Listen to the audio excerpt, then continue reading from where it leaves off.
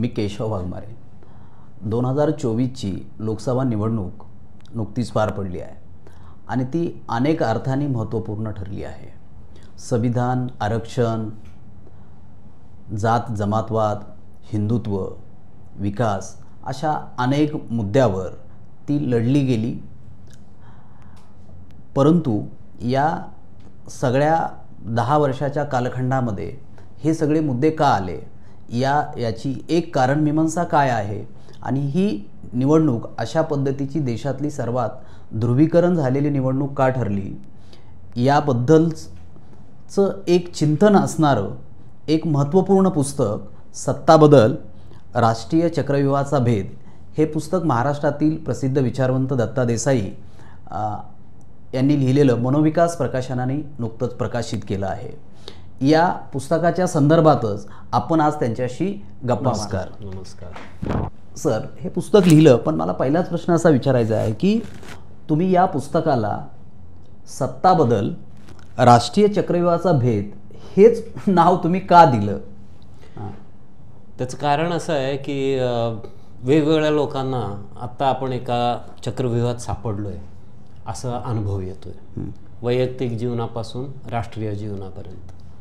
बेरोजगार तरुण असेल, संकटात सापडलेला शेतकरी असेल, आदिवासी आहे, खाणी आणि जंगलं उद्ध्वस्त होत असल्यामुळे, कोरोनाच्या काळामध्ये प्रचंड कोंडी आपण अनुभवलेली आहे.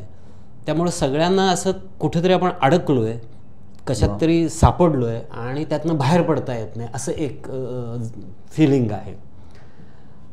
दुसरं असं की काही लोक असं म्हणतात की पर्यावरणाचं संकट आहे, काही लोक असं म्हणतात की अर्थव्यवस्थेमध्ये संकट आहे, तर काही लोक असं म्हणतात की संकट बिंकट काही नाही आहे, सगळे अच्छे दिन आहेत. पण त्यांना तुम्ही विचारलं तर ते म्हणतात की राष्ट्र संकटात आहे, किंवा ते कोणीतरी म्हणते धर्मसंकटात आहे. तर सगळ्यांचा जर आपण जायजा घेतला तर आपल्याला असं दिसतं की प्रत्येकाच्या दृष्टीनं काहीतरी संकटात आहे. आणि म्हणजे मतभेद असतील परंतु एक चक्रव्यूह आपण अडकलो आहे असं प्रत्येकाला वाटतंय. आता अशा अवस्थेमध्ये आपल्याकडे पूर्वी जसं म्हटलं गेलेलं आहे की पान का सडलं, भाकरी का करपली, घोडं का अडलं, फिरवलं नाही म्हणून, असं जे उत्तर दिलं जातं, तसं देशाच्या आजच्या परिस्थितीमध्ये सत्ता बदल न झाल्यामुळं अनेक प्रकारच्या कोंडी तयार झालेल्या आहेत असं दिसतंय. ब्रिटिशांकडून भारतीय लोकांकडे सत्ता आली त्यावेळेला फार मोठा सत्ता बदल झाला, परकीयांची सत्ता स्वकीयांकडे आली. पण नंतर काही चांगला विकासही झाला, पण नंतर आपल्याला असं दिसतं की अनेक ठिकाणी कोंडी निर्माण व्हायला लागली. सरकार बदलत गेली, पण सरकार बदलणं म्हणजे सत्ता बदल आहे का असाही प्रश्न लोकांना पडायला लागला. सरकार बदलत आहेत पण जागोजागच्या सत्ता त्याच आहेत. साखर सम्राटांच्या सत्ता त्याच आहेत, शिक्षण सम्राटांच्या सत्ता त्याच आहेत, दिल्लीतल्या सत्ता त्याच आहेत, टाटा बिर्लाच्या जागी अदानी अंबानी आहेत, पण भांडवलदारांच्या सत्ता तशाच आहेत. त्यामुळं नोकरशाहीची सत्ता, कुठल्याही कंत्राटदारांची सत्ता ही कमी व्हायच्या ऐवजी वाढत चालली आहे आणि जनतेची सत्ता याचा अनुभव लोकांना येत नाही आहे. त्यामुळे या चक्रव्यूहाचा भेद कसा करायचा आणि हा सत्ता बदल हा लोकांच्या दृष्टीनं अर्थपूर्ण कसा होईल, देशाला पुढच्या टप्प्यावर कसा नेईल, याची सगळी सविस्तर चर्चा या पुस्तकामध्ये आपण केलेली आहे. की आत्ताच्या ह्या संकटाच्या मागची जी सगळी कारणं आहेत, लोकांचे जे काही सगळी स्वप्न आहेत, लोकांच्या आकांक्षा आहेत, त्या काय आहेत आणि सत्ता बदलाशी त्यांचं नातं काय आहे हे त्याच्यामध्ये मी मांडलेलं आहे. या सत्ता बदलाची चर्चा करताना आपण हाही एक मुद्दा आता निवडणुकीच्या पृष्ठभागावर खूप चर्चेला गेला की संविधानाचा जो मुद्दा आहे तो खूप चर्चेला आला गेला. विरोधी पक्षाकडनं पण चर्चेला आला आणि सत्ताधारी पक्षाकडनं पण आला आहे. म्हणजे विरोधी पक्ष सत्ताधाऱ्याला संविधान दाखवतायत तर सत्ताधारी पक्ष संविधानाला डोक्याला लावतायत. तर अशा एका सगळ्या काळामध्ये संविधानानं खरंच आपल्याला, भारतीय जनतेला काय दिलं आहे आणि हा संविधान इतका सेंटरला येण्याचं काय कारण आहे? अगदी महत्त्वाचा प्रश्न आहे, कारण संविधानाचं हे 75वं वर्ष सुद्धा सुरू आहे. संविधान म्हणजे प्रजासत्ताक, लोकांचं राज्य सांगणारा दस्तऐवज आहे. प्रजा जुन्या भाषेत नव्हे, नव्या भाषेत लोकांचं राज्य, लोकसत्ताक राज्य. त्यामुळं संविधानाचं एका शब्दात सांगायचं तर जनतेची सत्ता या देशावर येणं हे त्याचं सूत्र आहे. आता संविधानावरती आज जी काही सगळी मारामारी चालली आहे, ही मारामारी देखील एका अर्थी सत्तांमधली मारामारी आहे किंवा सत्तेसाठीची मारामारी पण आहे. त्यामुळे संविधानानं या देशातल्या जनतेला जे अधिकार दिले, ते स्वातंत्र्य लढ्यातून ज्या आकांक्षा वर आल्या, जे वेगवेगळे प्रवाह वर आले, त्यांनी असं सांगितलं की आमची सत्ता म्हणून आम्हाला हे मिळालं पाहिजे. आणि त्यानुरूप 30-40 वर्ष आपल्याला असं दिसतं की कल्याणकारी विकास, निवडणुका आणि संसदीय लोकशाही, सामाजिक न्याय आणि आरक्षण, मागासलेल्या प्रदेशांचा विकास, धर्मनिरपेक्ष पद्धतीचे व्यवहार आणि कायदे, असे अनेक महत्त्वाचे बदल घडवून दिले. आणि त्यामुळे शेतीत काही बदल झाले, औद्योगिकरण झालं, अनेक पिढ्या वेगवेगळ्या समाजातल्या शिकल्या, ज्यांना पूर्वी शिकायला मिळत नव्हतं त्यांना शिकायला मिळालं. आणि भारत हा एका टप्प्यावरती जागतिक पातळीवरती एक महत्त्वाचा देश म्हणून जो पुढे येऊ शकला, आतून त्याची जी बांधणी झाली आणि भारताचा पाकिस्तान किंवा बांगलादेश झाला नाही, याचं महत्त्वाचं कारण हे आहे की संविधानानं आपल्याला अनेक महत्त्वपूर्ण तरतुदी दिल्या. आता असं झालं की संविधान जे बनलं ते या देशातल्या वेगवेगळे वर्ग आणि जातींचे समुदाय, वेगवेगळे प्रांत, या सगळ्यांच्यामध्ये एक प्रकारची सहमती तयार झाली की आम्ही असा देश उभा करणार आहोत.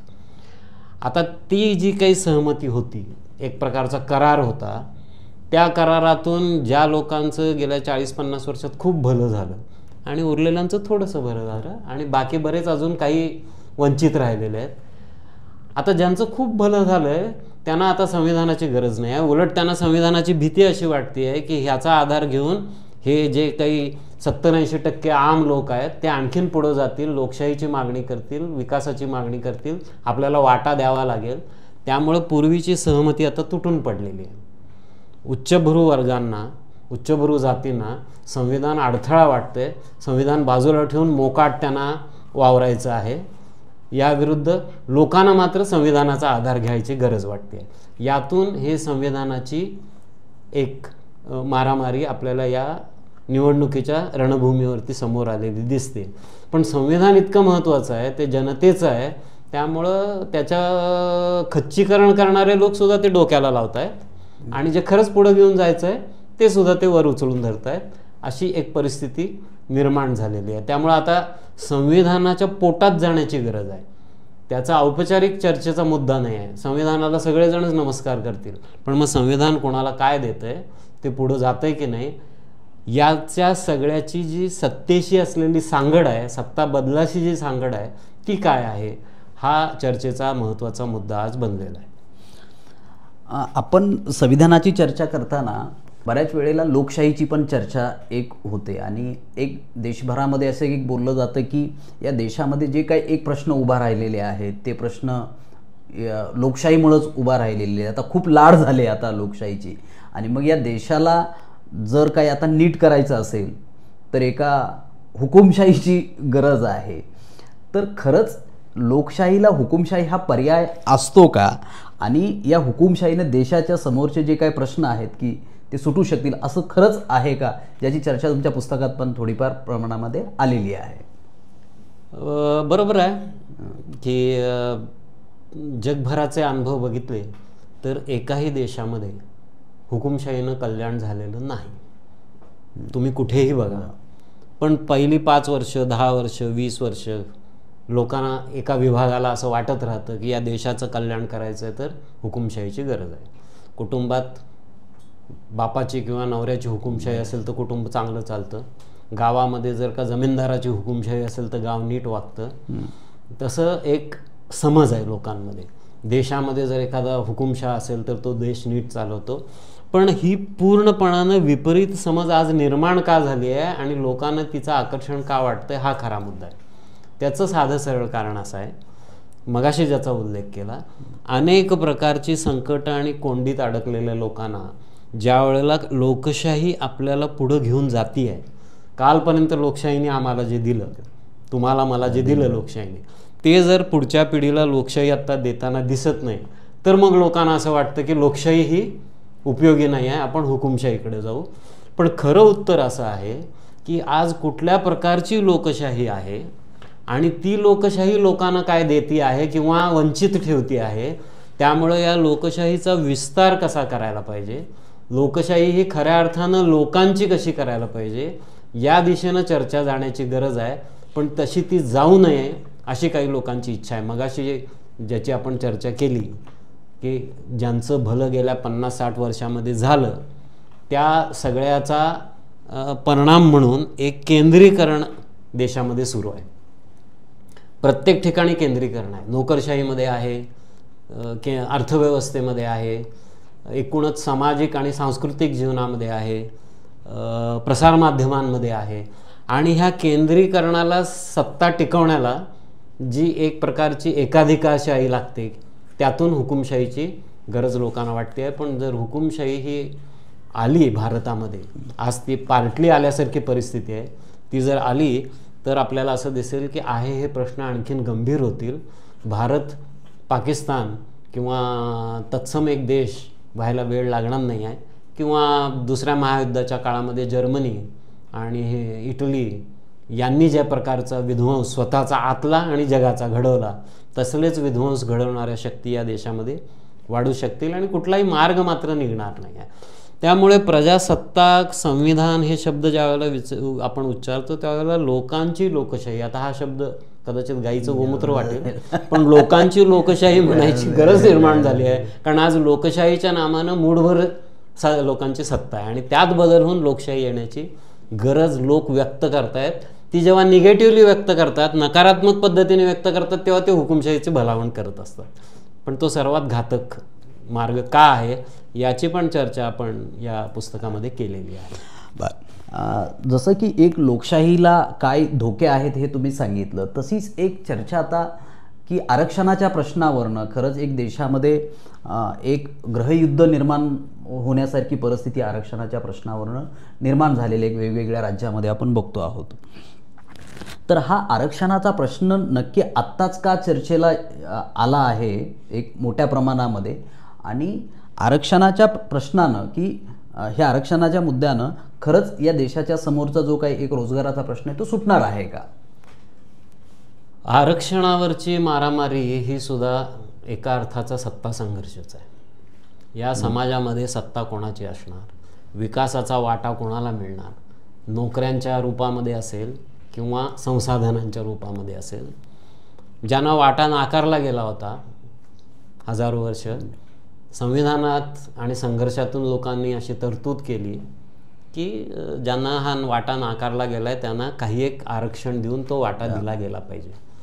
जसं आपण बघतो म्हाताऱ्यांना बसमध्ये रिझर्वेशन पाहिजे, रेल्वेमध्ये रिझर्वेशन पाहिजे, स्मॉल स्केल इंडस्ट्रीला मोठ्या कॉर्पोरेटपासून संरक्षण पाहिजे, किर्लोस्करांना आंतरराष्ट्रीय पातळीवरच्या बहुराष्ट्रीय कंपन्यांपासून संरक्षण पाहिजे, म्हणून अनेक वर्ष स्वदेशी कंपन्यांना संरक्षण होतं. त्यामुळं ज्यांना दडपलं जातं आहे त्यांच्या विकासासाठी तरतूद करणं हा आरक्षणाचा अर्थ आहे आणि त्यातून एक सामाजिक न्याय पुढं जावा हा त्याचा उद्देश आहे. तो उद्देश आपण काही वर्ष पुढे नेला, पण ज्या वेळेला भाकरी निर्माण होणं हे थांबायला लागलं, आटायला लागलं, म्हणजेच विकास होतोय पण विकासाचं एक सार्वत्रिक वाटप जेव्हा कमी व्हायला लागलं, केंद्रीकरण व्हायला लागलं, त्यावेळेला लोकांना हातात काही मिळेना झाल्यानंतर लोकांना असं वाटायला लागलं की माझ्या नोकऱ्या कोणामुळे जात आहेत, तर ज्यांचं आरक्षण आहे त्यांच्यामुळे जात आहेत. नोकऱ्या कमी होण्याची जी आर्थिक कारणं आहेत, धोरणात्मक कारणं आहेत, व्यवस्थात्मक कारणं आहेत, त्याच्याकडे जायच्याऐवजी लोकांनी एक कल्पित शत्रू निर्माण केला. म्हणजे समजा घरामध्ये 2 मुलं आहेत आणि एकच कप दूध आहे, एक मूल आजारी आहे, आई त्या लहान मुलाला दुधाचा कप द्यायचा प्रयत्न करते किंवा देते आहे. दुसऱ्या पोराला हे समजत नाही की एकच कप दूध असल्यामुळे आई त्याला देते, पण त्याला वंचितपणाची भावना तयार होते. आता हे स्वाभाविक आहे मुलाच्या बाबतीत, पण समाजामध्ये जे प्रस्थापित सुशिक्षित वर्ग आहेत त्यांची ही अवस्था नाही आहे, पण ते स्वार्थापोटी अशी भूमिका घेत आहेत की आमचे हक्क नाकारले जात आहेत. सांगायचा मुद्दा असा आहे की देशातल्या संसाधनांवर आणि रोजगारावरती निर्बंध आल्यामुळं गेल्या 45 वर्षातला सर्वाधिक बेरोजगारीचा आकडा आत्ता आपण गाठलेला आहे आणि ज्याला संरचनात्मक बेरोजगारी म्हणतात. म्हणजे ही बेरोजगारी आपल्या रचनेतून वर आलेली आहे. त्यामुळं आरक्षणाची मारामारी सुरू झालेली आहे. पण मगाचंच उदाहरण घेतलं तर आपण असं म्हणू शकतो की जर सर्व लोकांना पुरेशा बसेस असतील जायला तर मग वेगळं आरक्षण करायची गरज राहणार नाही. सर्वांना शिक्षणाचा आणि रोजगाराचा जर हक्क असेल आणि ते प्रत्यक्ष अर्थव्यवस्था उपलब्ध करून देत असेल तर आरक्षणाचा मुद्दा येणार नाही. पण आज तिकडं जायच्याऐवजी दोघांनी चुकीच्या भूमिका घेतल्यात. एक जे आरक्षणाला विरोध करतायत ते मूळ प्रश्नापासून बाजूला जाणारे वाद करतायत. दुसरे आरक्षणाचं संरक्षण तर केलं पाहिजे वंचितांसाठी, पण फक्त तेवढं केल्यानं सगळ्यांचा प्रश्न सुटेल असं मानणंही चुकीचं आहे. कारण वंचितांमधले काही टक्के लोकांनाच लाभ मिळतोय. सर्वांना लाभ मिळायचा असेल तर आरक्षणाचं रक्षण करतानाच सर्वांना काम सर्वांना शिक्षण या पद्धतीच्या एका विकासाकडे जावं लागेल.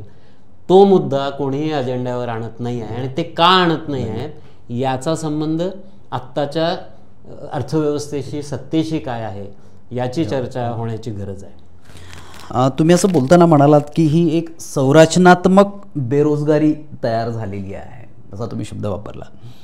पण देशात अंबानी अडाणी सारखी माणसं एक देशामध्ये प्रचंड भांडवल ओतत आहेत. सोबतीला एक जागतिक भांडवल पण या देशामध्ये आलेलं आहे, नवं तंत्रज्ञान पण आलेलं आहे. असं असताना तुम्हाला या देशामध्ये म्हणजे ही स्ट्रक्चरल बेरोजगारी किंवा रोजगार वाढणार नाही असं का वाटतं आहे तुम्हाला?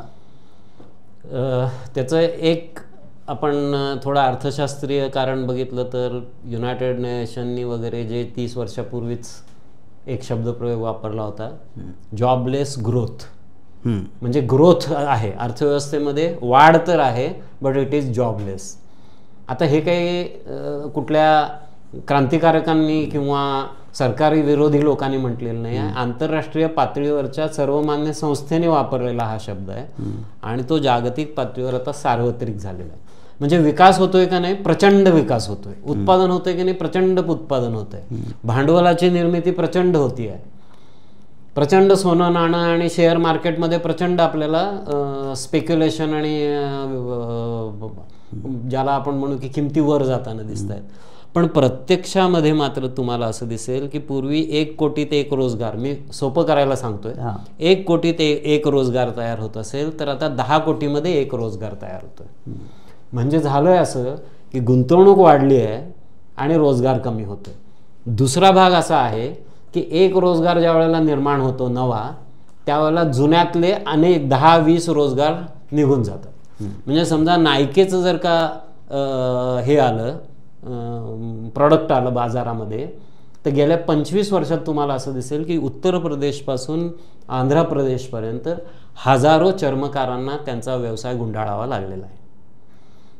तुम्ही बटाट्याची चिप्स करणारी ती कुठली पेप्सिको कंपनी, ती आल्यानंतर आपल्याला असं दिसेल की घरोघरी जे छोटे छोटे उद्योग करणारे आहेत त्यांचा रोजगार हळूहळू जायला लागतो.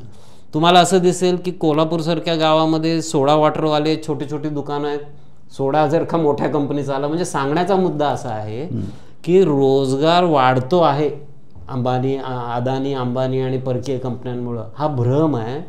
तिथे ज्यावेळेला 10 लोक रोजगार देतात त्यावेळेला बाहेरचे 100 बेरोजगार केले गेलेले असतात. आणि म्हणून मगाशी मी उल्लेख केला तसा 45 वर्षात सर्वाधिक बेरोजगारी भारतामध्ये दिसते आहे. जोहान रुपर्ट नावाचा जगातला एक मोठा विलास वस्तूंचा सम्राट आहे, लक्झरी गुड्सचा टायकून म्हणतात, तो 2015 त्यानं असं म्हटलं होतं की मला रात्र झोप लागत नाही, कारण ज्या प्रकारची संरचनात्मक बेरोजगारी आपण जगात निर्माण करतो आहोत त्याचा स्फोट झाला तर काय होईल. हे एक भांडवलदारच जागतिक पातळीवर बोलतोय. त्यामुळे ही बेरोजगारी तात्कालिक नाही आहे, ही शेतीमध्ये आहे, ही उद्योगात आहे. नवीन तंत्रज्ञानामुळे बेरोजगारी तात्पुरती रोजगार वाढताना दिसतो पण बेरोजगारी पण वाढते. आणि आता तर आर्टिफिशियल इंटेलिजन्सची जी चर्चा आहे, लेखकांपासून कलाकारांपर्यंतचे लोक बेरोजगार होतील ही चर्चा आहे. त्यामुळे भांडवलदार आले आणि भांडवल आलं की रोजगार येतो ही अंधश्रद्धा आहे. एकेकाळी ते खरं होतं, पण आता भांडवल केंद्री आणि तंत्रज्ञान केंद्रीय विकास होत असल्यामुळे बेरोजगारी मोठ्या प्रमाणावर वाढते. परवाच अमर्त्य सेनने सुद्धा याचा उल्लेख केला. सर्वात महत्त्वाचा प्रश्न बेरोजगारीचा आहे. जागतिक कीर्तीचे अर्थतज्ज्ञ आहेत ते. त्यामुळे बेरोजगारीचा प्रश्न तुमच्या निर्मला सीतारामनचे जे मिस्टर आहेत परकाला प्रभाकर राव त्यांनी सुद्धा मांडले. म्हणजे सगळे शहाणे अर्थतज्ञही सांगतायत. पण लोक ह्या भ्रमात आहेत की अच्छे दिन आने वाले आहे, सगळ्यांना रोजगार मिळणार आहे. 2 कोटी रोजगार दरवर्षीप्रमाणे गेल्या 10 वर्षात 20 कोटी लोकांना रोजगार मिळायला पाहिजे होता. 2 लाख तरी नवीन रोजगार निर्माण झालेत का बघा कुठल्या क्षेत्रामध्ये. पुढचा काय असणार आहे प्रश्न. तुम्ही सर बेरोजगारीची चर्चा करताना सगळ्या जागतिक भांडवलदार काय म्हणतायत, अर्थतज्ञ काय म्हणताय याची चर्चा केली आणि तुम्ही एक विकासाचा भ्रम असा पण एक शब्द वापरला. पण रोज या देशामध्ये आणि जगभरामध्ये शेअर मार्केट वाढतं आहे, रोज नवे नवे मॉल उभा राहत आहेत, रोज सोने खरेदी उंचावर जाते आहे, जमिनीचे भाव गगनाला भिडले आहेत. असं असतानाही तुम्हाला विकास हा अरिष्टात जातो आहे किंवा विकासाचा भ्रम आहे हा, असं तुम्हाला काय वाटतं. हा प्रश्न कोणालाही पडण्यासारखा आहे की तुमच्या मोठ्या शहरांमधले मॉल आणि सोन्या चांदीची दुकानं, संध्याकाळचे हॉटेल, वाढणाऱ्या कार्स, मर्सिडीजचा खप वाढतोय, हे सगळं अगदीच बरोबर आहे. पण विकासाचं अरिष्ट याचा अर्थ सगळीकडचे सगळं बंद पडलं आहे असं होत नसतं. पेशवाईच्या काळामध्ये आपण अरिष्टात होतो असं जर म्हटलं तर त्यावेळेला एकीकडे मेजवान्या होत होत्या, दक्षिणा वाटल्या जात होत्या आणि एक वर्ग अतिशय चैनीमध्ये जगत होता आणि बाकीचे मात्र काय विपन्नावस्थेमध्ये जगत होते त्या काळात. याची वर्णनं आपण वाचलेली आहेत. त्यामुळं अरिष्ट याचा अर्थच नीट जर समजून घेतला शास्त्रीय पद्धतीने तर तो असा आहे की हे विरोधाभास आणि ह्या विसंगती टोकाच्या होणं आणि वाढत जाणं. साधी गोष्ट आहे. लोक सोन्या चांदीमध्ये, जमिनीमध्ये, शेअर सट्टेबाजीमध्ये आणि स्पोर्ट्सच्या सट्टेबाजीमध्ये पैसे का गुंतवत आहेत. खरं अर्थशास्त्र असं सांगतं की पैसे हे उत्पादक व्यवहारामध्ये गुंतवले गेले पाहिजेत. पण उत्पादक व्यवहारामध्ये न गुंतवता लोक पैसे शेअर मार्केटमध्ये ट्रान्सफर करतायत कारण त्यांना तिथे जुगारी पद्धतीचा नफा कमवायचा आहे ताबडतोबीचा. त्यामुळं शेअर मार्केट खूप वर जात आहे. मग लोकांना असं वाटतं की शेअर मार्केट वर गेलं म्हणजे विकास होतोय.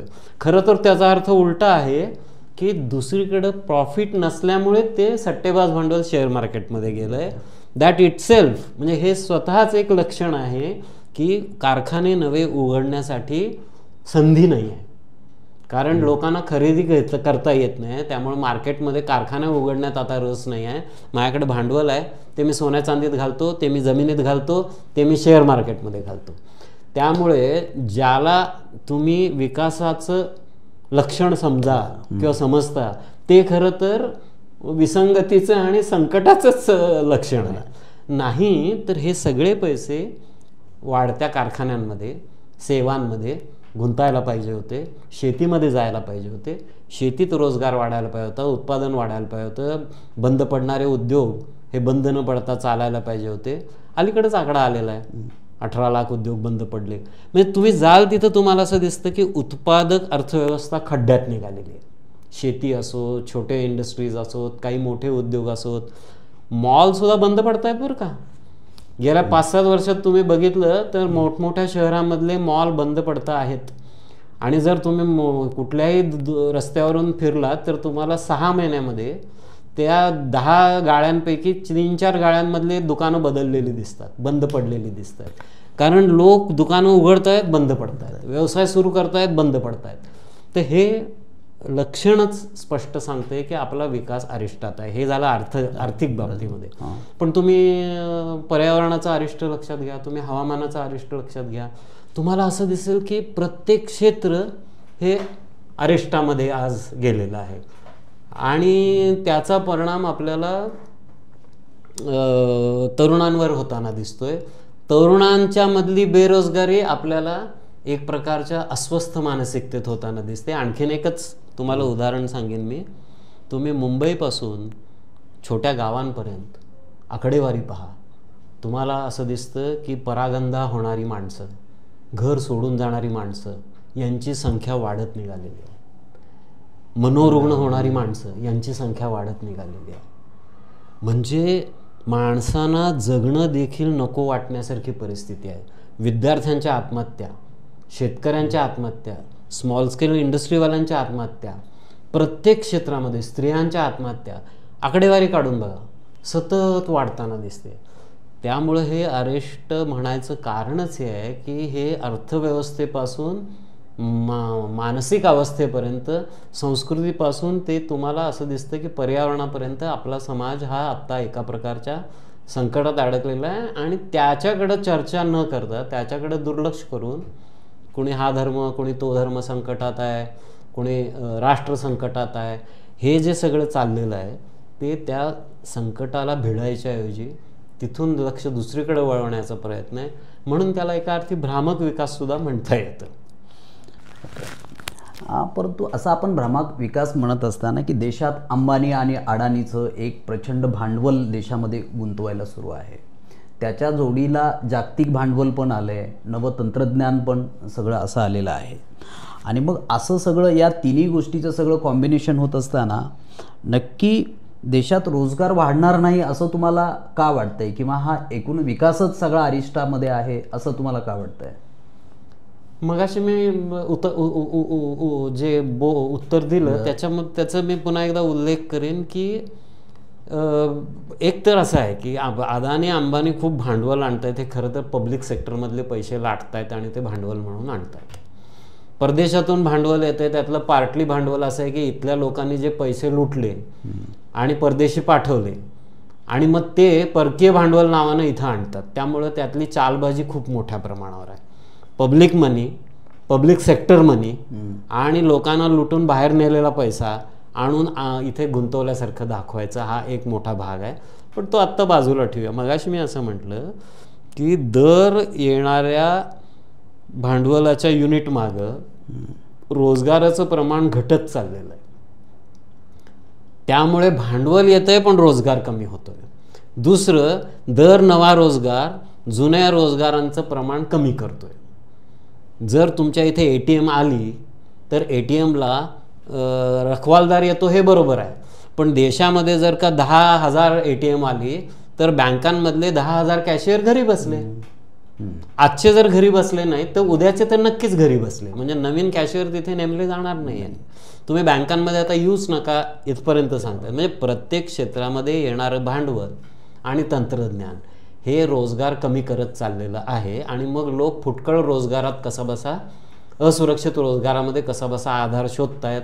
त्यामुळं लोकांना असं वाटतं की कुठेतरी रोजगार मिळेल, पण प्रत्यक्षामध्ये रोजगाराचं प्रमाण आता परकाला प्रभाकर सारखे लोक ज्या अर्थतज्ञ म्हणतात तसं आपल्या देशातल्या युवकांपैकी 50% युवक हे बेरोजगार आहेत. ग्रामीण भागातली छुपी बेरोजगारी तर प्रचंड आहे. तिथे रोजगाराची व्याख्याच वर्षाला 100 दिवस रोजगार असेल तर रोजगार मानायचं आहे. 365 पैकी 100 दिवस, आठवड्यात 4 तास जर काम मिळालं तर रोजगार, अशा प्रकारे जर तुम्ही व्याख्या करत असाल तर रोजगाराची आकडेवारी सुद्धा फसवी झालेली आहे. त्यामुळे बेरोजगारी मोठ्या प्रमाणावर वाढलेली आहे, ती वाढते आहे. आर्टिफिशियल इंटेलिजन्सचाही मगाशी मी उल्लेख केला.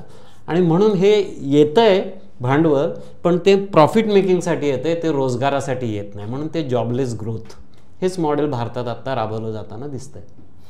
सर, भांडवल आणि रोजगाराची चर्चा करत असताना काही दशकापूर्वी खाऊजा धोरणाची चर्चा खूप केली जायची, पण अलीकडं तुमच्यासारख्या विचारवंताकडून किंवा अर्थतज्ञाकडून नव उदारमतवादाची चर्चा खूप केली जाते या सगळ्याच्या याच्याबद्दल. तर खरंच हे नव उदारमतवादी नक्की काय आहे आणि ते खरंच इतकं त्रासदायक या सगळ्याच्या पाठीमागचं हे त्रासदायक कारण आहे असं तुम्हाला वाटतं का? त्याची चर्चा तुमच्या पुस्तकात बी खूप मोठ्या प्रमाणात आली, मोठ्या प्रमाणात नव उदारमतवादाची चर्चा आलेली आहे, पुस्तकात आली आहे. त्याचं कारण जगामध्ये ते खूप चर्चेमध्ये आहे. आता नव उदारमतवाद हा शब्द जरासा अवघड पण आहे. त्यातला उदार हा शब्द फार प्रेमळ पण आहे. आपल्याकडे उदार असणं म्हणजे चांगलं असणं असं मानलं जातं. पण उदारमतवाद हा युरोपमध्ये ज्या वेळेला सुरुवातीच्या काळात आला, त्याचा अर्थ एकीकडे राजकीय उदारमतवाद हा काही नवी मूल्य देणारा होता. व्यक्ती स्वातंत्र्य, अभिव्यक्ती स्वातंत्र्य, मानवी हक्क, त्या अर्थी तो प्रगतिशील होताच. पण उदारमतवादाचा आर्थिक क्षेत्रातला अर्थ वेगळा होता. तो असा होता की मोठ्या प्रमाणावरती तुम्हाला खाजगी व्यापार करायला पूर्ण परवानगी असणं, ज्यांच्याकडं मालमत्ता आहे त्यांना स्वातंत्र्य असणं, ज्यांच्याकडं नाही त्यांनी श्रम विकणं, अशा पद्धतीने उदारमतवादाचा अर्थव्यवस्थेचा अर्थ होता होता झालं असं की काही लोकांकडं जमीन आहे आणि काही लोकांकडं व्यापार आहे, उरलेल्यांकडं नाही आहे. वाढत स्थानिक मक्तेदाऱ्या तयार झाल्या, मग प्रांतिक तयार झाल्या, मग राष्ट्रीय तयार झाल्या. राष्ट्रीय मक्तेदारांनी मग जागतिक पातळीवर वर्चस्व गाजवायला सुरुवात केली 19व्या शतकाच्या अखेरीला. मग तुम्हाला असं दिसतं की जर्मन आणि इटलीला असं वाटायला लागलं की अमेरिका, इंग्लंड, फ्रान्स पुढं आहेत, आम्हालाही स्थान मिळालं पाहिजे. तिथल्या मक्तेदारांनी तिथे फॅशिझम आणला, फाशीवाद आणला, हुकुमशाही आणली. आता ह्या सगळ्यामध्ये दुसऱ्या महायुद्धानंतर कल्याणकारी विकास अनेक राष्ट्रांमध्ये सुरू झाला. लोकांनी संघर्ष केले. भारतामध्येही कल्याणकारी विकास, समाजवादी देश 1/3 जगात होते. मग अमेरिका, युरोपमधले लोक लढले होते दुसऱ्या महायुद्धात. सगळ्यांची आकांक्षा होती की आम्ही लढलोय, आता आम्हाला काहीतरी मिळालं पाहिजे. त्यामुळे मग कल्याणकारी विकास सुरू झाला. आता कल्याणकारी विकासामुळे उदारमतवादाचा जो जुना मोकाटपणा होता त्याच्यावरती निर्बंध आले, भांडवलावरती काही निर्बंध आले, कर वाढले भांडवलदारांवरचे, धनिक वर्गावरचे. अशा वेळेला एक नवीन विचार आला, म्हणजे जुना जो उदारमतवाद आहे की खाजगी मालमत्ता, बाजारपेठ आणि नफ्यासाठी उत्पादन, याचंच एक नवं रूप आपल्याला 1950 नंतर अकॅडमिक सर्कलमध्ये चर्चेला आलेलं दिसतं. आणि 1980 पासून तुम्ही हे शब्द ऐकले असतील कदाचित, रिगनॉमिक्स. म्हणजे रोनाल्ड रेगन ज्यावेळेला अध्यक्ष आला त्यानं जी धोरणं आणली, थॅचरिझम म्हणजे इंग्लंडची जी पंतप्रधान व्यक्ती होती मार्गारेट थॅचर, त्यांची धोरणं. नंतर आपल्या इथे मनमोहनॉमिक्स असा शब्द आला, मनमोहन सिंगांनी जी धोरणं आणली ती. या सगळ्याचा अर्थ काय होता, तर बाजारपेठेवर कोणाचंही नियंत्रण नको, मक्तेदारांवर कोणाचंही नियंत्रण नको, सरकारी मालमत्ता खाजगी करून टाका, आरोग्य शिक्षणापासून प्रत्येकाचं व्यापारीकरण करून टाका, पाण्यापासून पर्यावरणापर्यंतच्या सर्व सेवांचं खाजगीकरण करून टाका किंवा व्यापारीकरण करून टाका. त्यामुळं नवं उदारमतवाद याचा अर्थ असा आहे की नवीन पद्धतीनं भांडवलदारांबाबत उदार असलेलं हे धोरण आहे. आणि राज्यसंस्था ज्याला म्हणतात, म्हणजे आपल्या देशामध्ये सरकार आहे पण सरकार बदलतं, राज्यसंस्था बदलत नाही. राज्यसंस्था, न्यायालय, नोकरशाही, लष्कर, हे सगळ्या ज्या यंत्रणा आहेत, आता ह्या सगळ्या यंत्रणांनी नवं उदारमतवादाला इतकं मोकाट सोडलेलं आहे की न्यायालय सुद्धा बाजारपेठीचेच निर्णय देत आहेत, बाजारवादी निर्णय देत आहेत आम जनतेपेक्षा. त्यामुळे नवं उदारमतवादानी काय केलं आहे, तर नवं उदारमतवादानी आम लोकांच्या खिशातले पैसे काढून श्रीमंत लोकांना देण्याचं काम जास्त मोठ्या प्रमाणावर केलेलं आहे. तुम्ही GST बघा, तुम्ही भारतातलं नोटबंदीचा परिणाम बघा, तुम्ही पट्टे आवळा हा शब्दप्रयोग थॅचरबाईंनी वापरला होता आणि आपल्याकडे मनमोहन सिंगांनी पण त्याच पद्धतीची धोरणं आणली होती.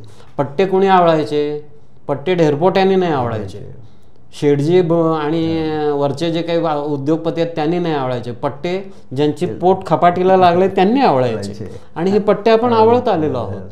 त्यामुळे तुम्हाला असं दिसेल की गेल्या 25-30 वर्षामध्ये जगभरामध्ये आणि भारतात सुद्धा रिअल वेजेस ज्याला म्हणतात, निव्वळ वेतन, हे उतरत चाललेलं आहे. मनी टर्म्स मधलं उत्पन्न वाढताना दिसतंय. मी कष्टकरी वर्गाबद्दल बोलतोय, वरच्या 10-20% बोलत नाही.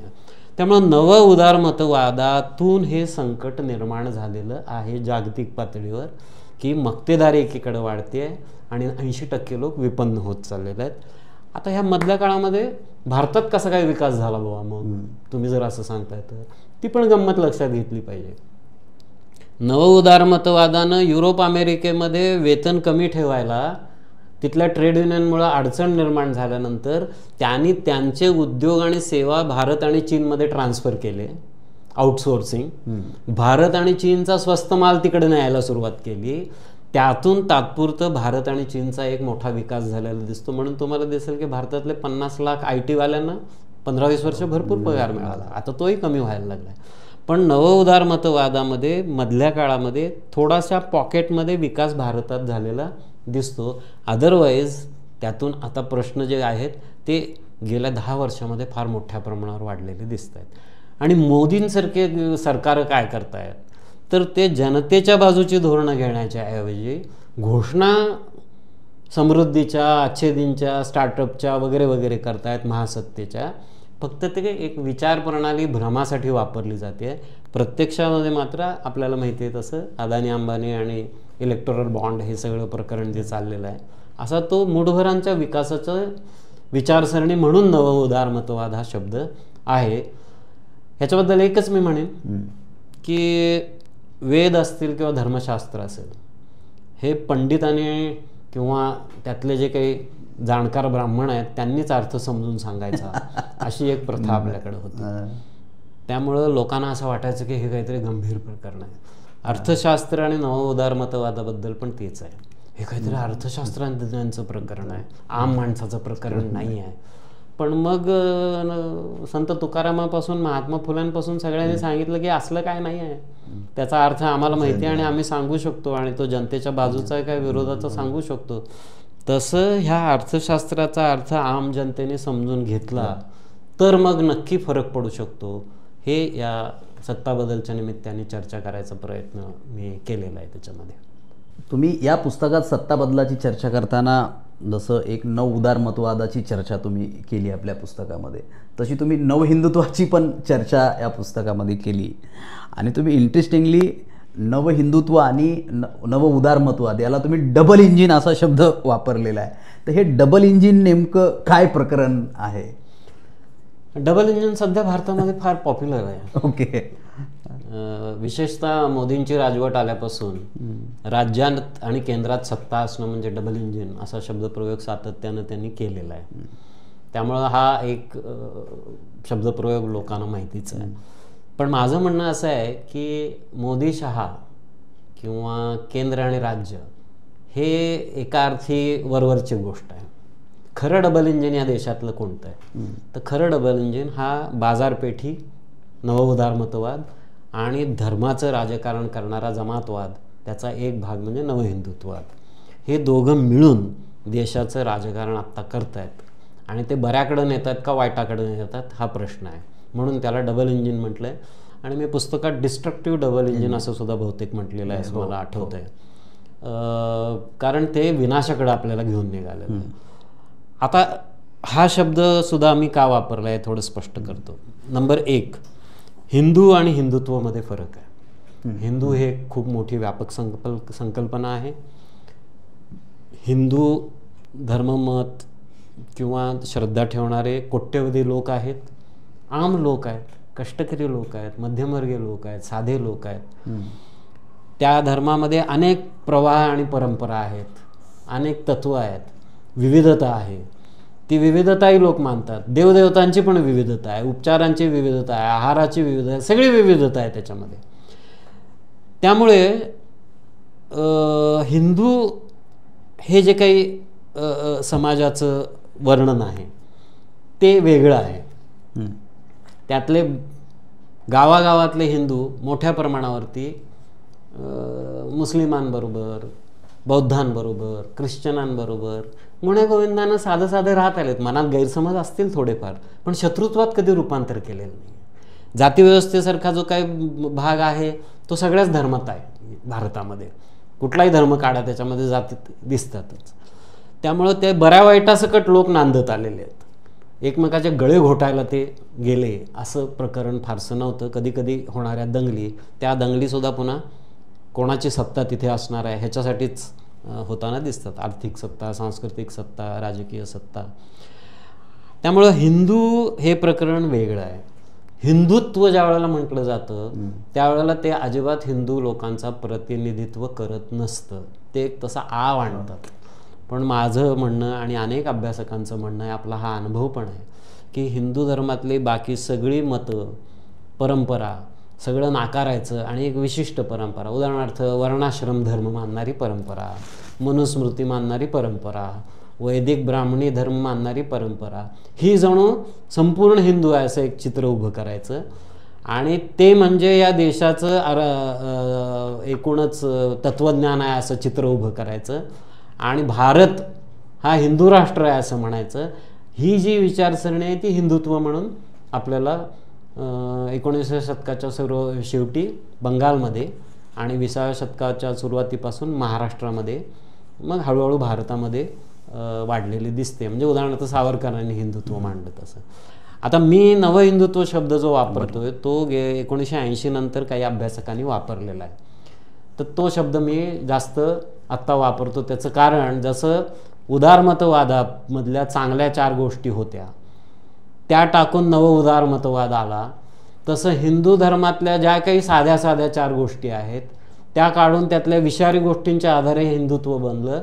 पण त्याला आणखीन पुढं घेऊन जायचं काम नवहिंदुत्व करते. म्हणजे काय आहे तर गोळवलकरांचा जो सगळा विचार आहे तो त्याच्यात आहेच. पण पूर्वी गोळवलकर सावरकरांमध्ये बनती नाही, ती पटत नव्हतं त्यांच्या.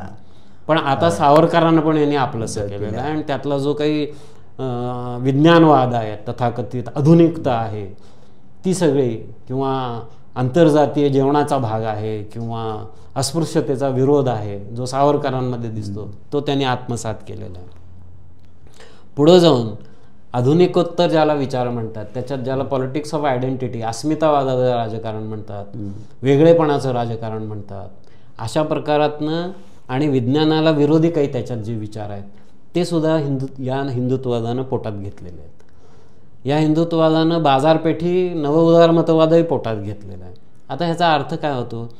अर्थ असा आहे की पूर्वी गोळवलकरांना बाकी सगळ्या जातींच्या लोकांबद्दल तुच्छता होती. सत्ता ही ब्राह्मणीच असली पाहिजे असं होतं.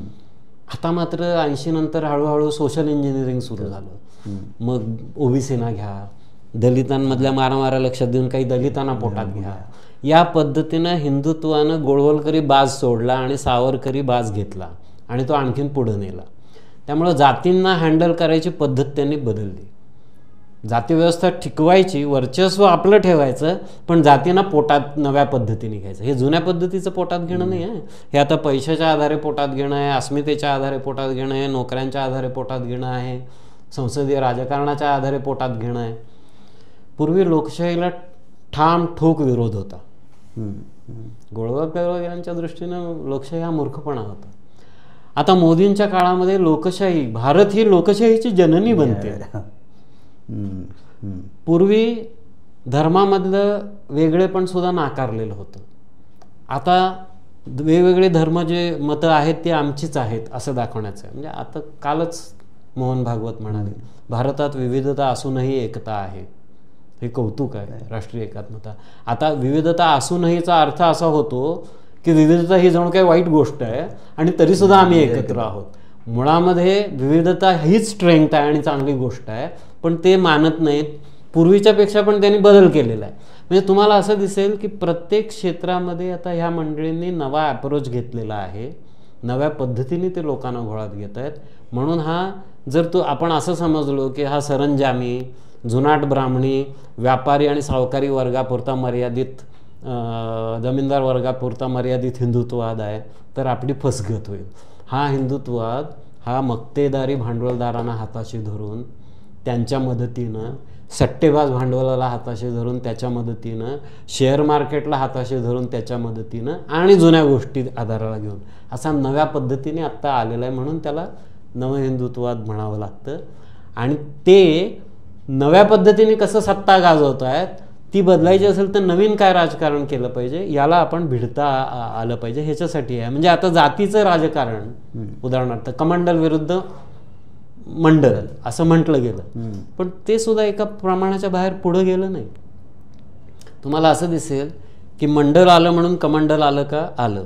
पण हळूहळू मुंडे आणि महाजनांनी महाराष्ट्रामध्ये आणि मग भारतभरामध्ये मंडलनी ज्या ओबीसीना न्याय द्यायचा प्रयत्न केला होता त्यातल्या ओबीसीतल्या मोठ्या गटानं पोटात घेऊन 20-30 वर्ष राजकारण केलं ना. एकदा तुम्ही त्या प्रकारचं राजकारण सुरू केलं अस्मितांचं आणि जातींचं, की जातीचं राजकारण हाच ज्या हिंदुत्वाचा आणि हिंदू रचनेचा आधार आहे, त्या रचनेच्या पोटात तुम्ही खेळायला लागता. आणि ते झाल्यामुळे आपल्याला असं दिसतं की अशा प्रकारचं नवहिंदुत्वादी राजकारण बळकट झालं. त्याला छेद द्यायचा असेल तर जातींचं राजकारण हे समन्यायाकडं कसं जाईल, जातींचं राजकारण हे समानतेकडं कसं जाईल, लोकशाहीकडं कसं जाईल, हे बघावं लागेल. आणि म्हणून नवहिंदुत्ववादाला उत्तर देताना एका नव्या वेगळ्या भारतीयतेची कल्पना, वेगळ्या लोकशाहीची कल्पना, याची काय गरज आहे याची चर्चा आपण सत्ता बदल या पुस्तकामध्ये केलेली आहे. तुम्ही जसं तुमच्या पुस्तकामध्ये नवहिंदुत्वाच्या तत्त्वज्ञानाची चर्चा केलेली आहे आणि त्याच्यातला एक मार्ग म्हणून तुम्ही गांधी, आंबेडकर आणि भगतसिंग यांना पण एकत्र आणलं पाहिजे याची चर्चा तुम्ही ह्या केलेली आहे. तर खरं तर ही एक विरोधाभास आहे असं तुम्हाला वाटतं का? आणि ते कसंच एकत्र येतील आणि यांना एकत्र येणं हे आजच्या परिस्थितीतून मार्ग काढण्यासाठी काय मदत होईल असं वाटतं तुम्हाला? म्हणून तुम्ही त्यांना एकत्र क्लब करण्याचा प्रयत्न करता आहात तुम्ही. गांधी, आंबेडकर आणि भगतसिंग तिघांना एकत्र बसवणं हेच लोकांना खूप विचित्र वाटण्याची शक्यता आहे आपल्याकडे. मी असं म्हणत नाही आहे की गांधीजींचे विचार, आंबेडकरांचे विचार आणि भगतसिंगचे विचार सारखे होते. मी असंही म्हणत नाही की त्या तिघांची बेरीज करून एक नवीन विचार बनवावा, असंही मी म्हणत नाही आहे. मी असं म्हणतोय की ह्या तिघींनी विचारामधला जो मानवतावादी, मानवमुक्तीचा, समतेचा, प्रेमाचा आणि देशाला पुढं नेण्याचा आशय आहे, तो आशय आपल्याला कसा पुढं नेता येईल याचा विचार केला पाहिजे. आता असं म्हणायचं कारण काय आहे? असं म्हणायचं साधं सरळ कारण असं आहे की गांधीजींनी, आंबेडकरांनी आणि भगतसिंगांनी 100 वर्षापूर्वी आपापल्या प्रवाहामधल्या राजकारणाला एक मोठी कलाटणी दिली. गांधीजींनी काय केलं तर काँग्रेसचं राजकारण तोपर्यंत जे मूढभरांचं मुख्यतः किंवा पांढरपेशांचं होतं त्याला जनतेचं राजकारण बनवलं. लाखो कोट्यवधी लोकांना राजकारणामध्ये आणलं. त्यांनी अस्पृश्यतेचा मुद्दा राजकीय कामाचा भाग बनवला. सामाजिक की राजकीय हा भेद कमी केला. ते पुढं तर आंतरजातीय विवाहाच्यापर्यंत स्वतः जाऊन पोचले की मी आंतरजातीय विवाहच अटेंड करीन. असं प्रत्येक बाबतीमध्ये गांधीजींनी स्वतःमध्ये बदल केले आणि काँग्रेसच्या राजकारणात बदल केले. हे सगळे क्रांतिकारक बदल होते असं मी अजिबात म्हणत नाही आहे, पण त्यांनी बदल केलेले म्हणून देशामध्ये स्वातंत्र्य चळवळ पुढे गेली. या देशात संत काळापासून, भक्ती मुवमेंटपासून अनेक उलटसुलट प्रवाह होते. त्याच्यामध्ये पारंपरिक प्रवाह जसे होते तसे निषेध करणारे प्रवाह होते. जातीव्यवस्थेला पिडलेले जे होते त्याला अभिव्यक्त करणारे प्रवाह होते. त्या सगळ्याला एक कलाटणी देऊन जातीव्यवस्था विरोधी स्पष्ट भूमिका फुलेंनी घेतली आणि भारतामध्ये जातीच्या सुधारणा नव्हे तर जातीचं उन्मूलन, जाती उखडून टाकणं असा एक प्रवाह जो आला, त्या प्रवाहाला एका सामाजिक क्रांतिकारक प्रवाहाचं रूपांतर करण्याचं काम बाबासाहेबांनी केलं. त्यामुळे बाबासाहेबांनी फार मोठी कलाटणी दिली 1916, 17, 18 पासून पुढच्या 10-15 वर्षामध्ये. आणि भारतामध्ये जी काही वेगवेगळे उठाव क्रांतिकारक होत होते, गदरचा उठाव असेल किंवा कम्युनिस्ट चळवळ आली, या सगळ्याला एका वेगळ्या पातळीवर कलाटणी देण्याचं काम भगतसिंग आणि हिंदुस्थान सोशलिस्ट रिपब्लिक असोसिएशन या गटांनी केलेलं होतं. माझं म्हणणं असं आहे की आता 100 वर्षानंतर पुन्हा आपण अशा परिस्थितीत आहोत की या तिन्ही प्रवाहांनी जशी त्या काळात कलाटणी घेतली आणि म्हणून देशाला स्वातंत्र्य मिळालं, तसं नवी एक कलाटणी त्यांनी स्वतःला देण्याची गरज आहे. आतून बदलून अधिक लोकाभिमुख करून अधिक रॅडिकल केलं पाहिजे. आता हे करत असताना गांधीजींना मानणारे जे प्रामाणिक प्रवाह आहेत ते, बाबासाहेबांना मानणारे प्रामाणिक प्रवाह, भगतसिंग आणि मार्क्सवादाला मानणारे प्रवाह, याच्यामधले लोहियांना मानणारे प्रवाह आणि पर्यावरणवादी आणि स्त्रीवादी प्रवाह, या सगळ्या प्रवाहांनी एक ऐतिहासिक आघाडी बनवली पाहिजे देशाला जर खरोखरी एका वेगळ्या टप्प्यावर न्यायचं असेल तर. आणि तिथे नेताना केवळ तात्कालिक लाभाचं राजकारण नव्हे तर परिवर्तनाचं आणि मूल्याधारित राजकारण करणं हे आपण ह्या तिघांकडून शिकू शकतो. आता हे खरं आहे की गांधीजी हे मुख्यतः वरून खाली बघतायत, म्हणजे अभिजनानं ते बदलायला बघतायत, ते नैतिक आध्यात्मिक अर्थानं बदलायला बघतायत, ते रॅडिकल क्रांतिकारक नाही आहेत. जसं बाबासाहेब आणि भगतसिंग हे दलित आणि दडपलेले सगळे जनविभाग आणि कामगार आणि शेतकरी यांनी उठाव करून देशची सत्ता ताब्यात घेतली पाहिजे म्हणतात. तसं गांधीजी म्हणत नाही आहेत, पण गांधीजी शेवटच्या माणसाची गोष्ट करतात. गांधीजी शेतकऱ्यांना आणि कामगारांना न्याय मिळावा म्हणतात, मानवमुक्तीची गोष्ट करतात. ते हे असं म्हणूया की वरून आलेलं आणि खालून आलेल्या दोन प्रवाहांना येत्या 20, 30, 40 वर्षामध्ये एकत्र येऊन एक नवीन बदल भारतामध्ये घडवला पाहिजे.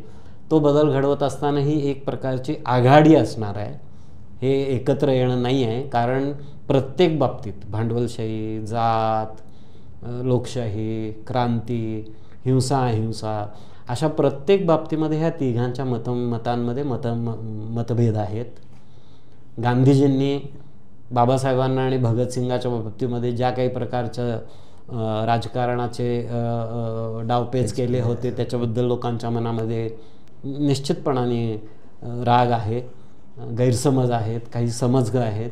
ह्या पलीकडे जाऊन तिघांनी एकमेकाचा आदरही केलेला आहे.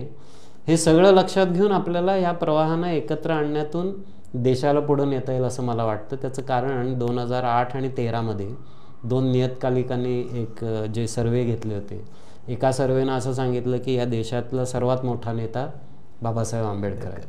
दुसरा एका आउटलुकनी आणि दुसरा एका मला वाटतं हिंदूंनी केलं, ह्याच्यामध्ये असं दिसलं की भगतसिंगला सर्वात मोठा क्रांतिकारक नेता मानतात. गांधीजी हे देशाचे राष्ट्रपिता असल्यामुळं त्या सर्वेमध्ये त्यांचं नाव नव्हतं, पण गांधीजींना मानणारे देशात आणि जगभरात लोक आहेत.